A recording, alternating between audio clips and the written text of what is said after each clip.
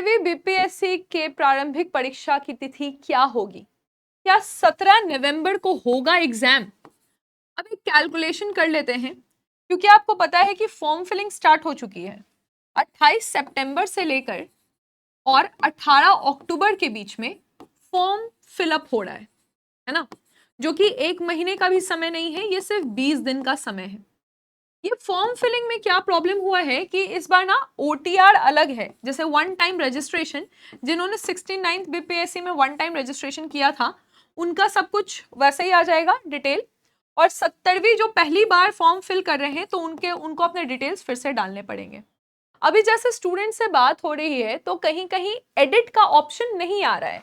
जैसे मान लीजिए कि 69th बीपीएससी में जो इन्होंने अपने डिटेल्स दिए थे उनको एडिट करवाना है, और इसके लिए एक प्रोसेस भी बताया गया है। 3 तरह का एडिटिंग है। एक कुछ ऐसी चीज जो एडिट नहीं हो सकती है, जैसे आपका नाम, आपके पिता का नाम, आपका डेट ऑफ बर्थ, ये सब एडिट नहीं हो सकता है। उसके बाद कुछ चीजें हैं जो एडिट होगा लेकिन उसमें कुछ प्रावधान है, यानी कि आपको एक बार विभाग से उसको क्रॉस वेरीफाई कराना होगा, जैसे आधार कार्ड का नंबर ही अगर किसी को एडिट कराना है। और तीसरा प्रावधान इसमें है कि इजी, ठीक है, इजी एडिटिंग। तो इजी एडिटिंग में है कि आपका करस्पॉन्डिंग एड्रेस एडिट हो सकता है, या फिर आपका जो जैसे ईडब्ल्यूएस कैटेगरी वाला जो अब है ईडब्ल्यूएस कैटेगरी, या फिर अब नहीं है ईडब्ल्यूएस कैटेगरी, वो सब एडिट हो सकता है। लेकिन इसका ऑप्शन पोर्टल पे नहीं आ रहा है। बहुत सारे बच्चों का ये कंप्लेन है कि मैम हमें एडिट तो करना है लेकिन ऑप्शन कहाँ है, ऑप्शन ये नहीं आ रहा है। तो ये एक प्रॉब्लम है, और आज जब मैं ये वीडियो रिकॉर्ड कर रही हूं तो आज का डेट है 7 अक्टूबर, यानी कि सिर्फ अब आपके पास 11 दिन है फॉर्म फिलिंग के लिए। ये सब कुछ करने में 11 दिन से ज्यादा लग रहे हैं, तो हो सकता है कि ये प्रॉब्लम को देखते हुए आगे फॉर्म एक्सटेंड होगा। ठीक है, ऐसा हर बार होता है, कोई नई बात नहीं है। 5 से लेकर 10 दिन तक का फॉर्म एक्सटेंड किया जाएगा, ये हर बार होता है। ऐसे भी एक महीने का समय नहीं दिया गया है, 20 दिन का समय दिया गया है, तो एक्सटेंड तो होगा। तो मान लीजिए कि अगर हम इसको लेकर चलते हैं कि 5 दिन ही एक्सटेंड हो, तो आप आगे 23-25 तारीख ले लीजिए, 25 अक्टूबर में आ गए आप। ठीक है, अब क्या होगा कि इसी बीच में एक करेक्शन का विंडो तो खोलना पड़ेगा। बिहार के बच्चे थोड़ी गलती भी ज्यादा कर देते हैं फॉर्म फिलिंग में, कहीं कहीं बहुत सारे बच्चों का फोटो भी अपलोड हुआ है तो चश्मा के साथ हो गया है, उनके लिए भी एक करेक्शन विंडो खुलेगा। ठीक है, ऐसा माना जा रहा है कि करेक्शन विंडो जो खुलेगा तो उसके लिए भी आपको कम से कम 5 दिन का समय दिया जाएगा। आप आगे 30-31 अक्टूबर में। ठीक है, अब क्या होगा कि ऐसे कहा जा रहा है कि 17 नवंबर को आपका एग्जाम होना है। जब आप 30-31 अक्टूबर के बीच में आ चुके हैं तो अब कुछ कुछ और प्रॉब्लम्स जो समझ में आ रही है। एक तो तीज त्योहार का समय आ गया है, दुर्गा पूजा है, दिवाली है, छठ है। बिहार में छठ का सबसे ज्यादा मान्यता है, छठ पूजा हमारे लिए सबसे बड़ा पर्व है।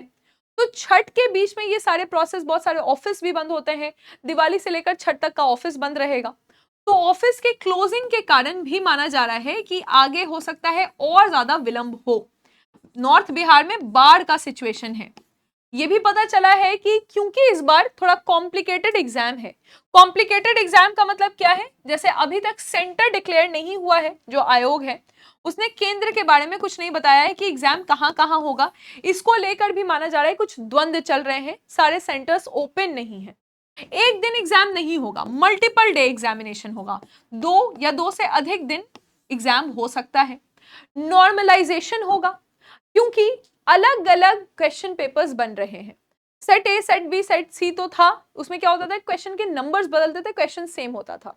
इस बार कहा गया कि क्वेश्चन ही अलग अलग बनेगा, तो नॉर्मलाइजेशन भी डाला जाएगा, है ना, नॉर्मलाइजेशन भी डाला जाएगा। एडमिट कार्ड एग्जाम के कम से कम 10-15 दिन पहले आना चाहिए। तो ये सबको देख के पता चल रहा है, एक तो मेन प्रॉब्लम है कि बिहार के नॉर्थ बिहार में बाढ़ का सिचुएशन है, जिसको स्टेबल नहीं किया जा पा रहा है, वहां पे सेंटर्स बनाने में दिक्कत है, सारे स्टूडेंट्स भी बहुत परेशान हैं। तो इन सब चीजों को देखकर अभी माना जा रहा है कि एग्जामिनेशन जो है वो आपका 17 नवंबर को नहीं होकर दिसंबर के मिडिल में होगा। ठीक है, एक तो कारण ये भी है कि अलग अलग जो आपके एग्जाम्स हैं वो भी नवंबर में क्लैश कर रहे थे, तो अब यहाँ पे क्या होगा, नो क्लैश। ठीक है, दूसरे एग्जाम से क्लैश नहीं होगा, और बाकी सारी चीजें जो हैं वो समय पे हो सके, इस कारण से ये न्यूज आ रहा है, उड़ता उड़ता ये खबर है। अभी कुछ इस पे क्लैरिटी बीपीएससी ने तो नहीं दिया है, कि मिड दिसंबर में एग्जाम होगा। अब देखिए ये चीज हो रहा है, मुझे पता है कि आप लोग पैनिक भी कर रहे हैं, क्योंकि पहले डेट था 30 सितंबर था, उसके बाद 17 नवंबर हो गया, अभी कह रहे हैं कि मिड दिसंबर में, मान लीजिए कि 15 दिसंबर के आसपास आप लेकर चलिए कि 15 दिसंबर के अप्रॉक्स में होगा। तो जो बीपीएससी के स्टूडेंट्स हैं वो थोड़े से हो रहे हैं परेशान इस चीज को लेकर। क्या किया जा सकता है? और भी आपको रूमर सुनने को मिलेगा कि यूपीएससी के जैसा एग्जाम है, नॉर्मलाइजेशन है, बहुत टफ पेपर होगा, ये सारी बातें अब आप सुनते रहेंगे। अपने आप को थोड़ा सा न्यूट्रल करना पड़ेगा।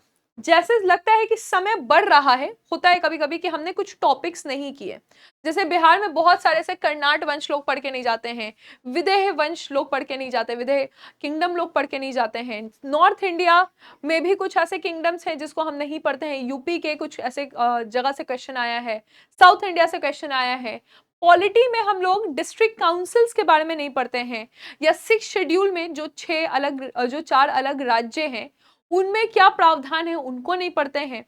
तो अब आप क्या करिए, जो आपने नॉट टच किया है ना, नॉट टच टॉपिक, तो बेसिकली आप अभी अक्टूबर के महीने में वही पढ़िए जो आपने पढ़ा नहीं और बीपीएससी वहां से सवाल पूछती है। ऐसे बहुत सारे टॉपिक्स है, जैसे जनरली हम लोग कैलेंडर के क्वेश्चन छोड़ देते हैं मैथ्स में, तो वो भी तो 1 नंबर का है, थोड़ा सा मेहनत है लेकिन उसको भी आप कर सकते हैं। तो अभी आप अपना 100% मार्क्स लाने के लिए क्या करिए कि जहां जहां आपने नहीं पढ़ा, generally ancient history, Bihar special, जो बिहार के बच्चे नहीं है वो बिहार स्पेशल नहीं पढ़ के जाते हैं, तो बिहार स्पेशल पे आप फोकस कीजिए। मैथ्स के बहुत सारे ऐसे टॉपिक्स हैं, पॉलिटी के टॉपिक्स हैं, ज्योग्राफी में आपने मैपिंग अभी नहीं की होगी तो ज्योग्राफी में आप मैपिंग कर लीजिए। इस तरह के आप अनटच टॉपिक को कवर कीजिए। हम क्या करने वाले हैं, तो बीपीएससी उत्कर्ष आपके लिए बहुत जल्दी कुछ प्लान करने वाला है। हम एक क्रैश कोर्स को प्लान कर रहे हैं कि कम समय में ओवरऑल आपका रिवीजन हो जाए। तो क्रैश कोर्स की जानकारी आपको चैनल के माध्यम से मिल जाएगी। इसके लिए आप चैनल को जल्दी से सब्सक्राइब कर लीजिए और ज्यादा इस सब न्यूज के पीछे मत भागिएगा। फॉर्म सही समय पे फिल कर दीजिए, एडमिट कार्ड आ जाएगा, एग्जाम देने चले जाइएगा। तिथि कोई भी हो, तैयारी पूरी होनी चाहिए। Thank you.